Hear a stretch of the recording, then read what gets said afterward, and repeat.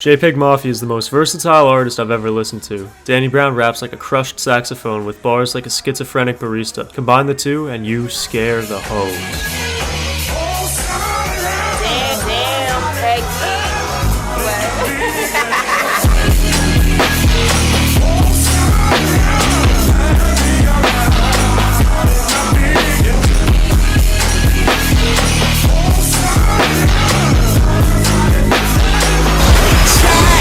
Scaring the Hoes fucks, rather ironically, and that's for two reasons. One, fun factor, and two, aesthetic.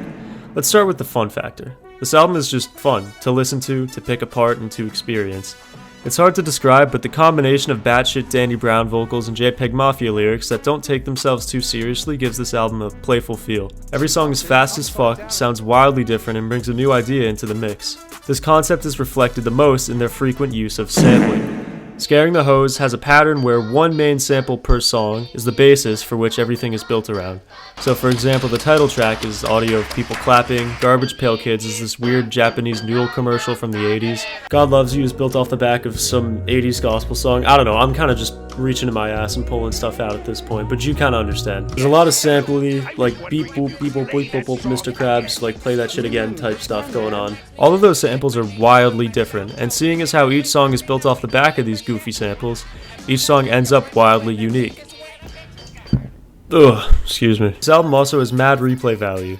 I played this entire album in my car, twice, on my way to and fro my destination, and both times I was whipping and bobbing my head around in glee like a little boy.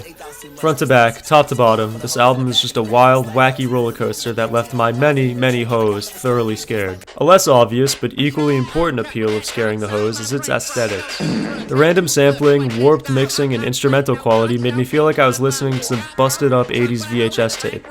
This feel contrasts with what's actually being said, with the lyrics often criticizing more modern stuff, like internet culture.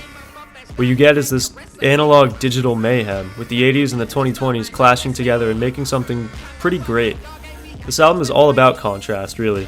JPEGMAFIA is more laid back vocally, but goes in crazy on the production, whereas Danny is screaming at you every time he opens his mouth, saying some real hoe-scaring shit. While I really like this album, I do have some criticisms, which I feel obligated to give out as an honest video game reviewer and hoe-scarer. The mixes on some songs are a little questionable, Lean Beef Patty in particular, and a lot of that can be excused when you see the album as a garbled 80s tape, but still, Danny's vocals are really subdued in places, and sometimes the instruments are just a little loud.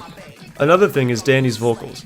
I might just not be a huge Danny Brown fan. When he crushes it, especially on the back half of the album, but in the first half, his jarring vocals just don't fit, and leaves me with the feeling that Peggy carried a little bit, and honestly, Danny Brown was kind of just shoved in on some of these songs. Hey, Editing Sam here, just snacking on some pistachios. After listening to the album 3 more times, I would like to promptly redact that head-ass take. So yeah, carry on.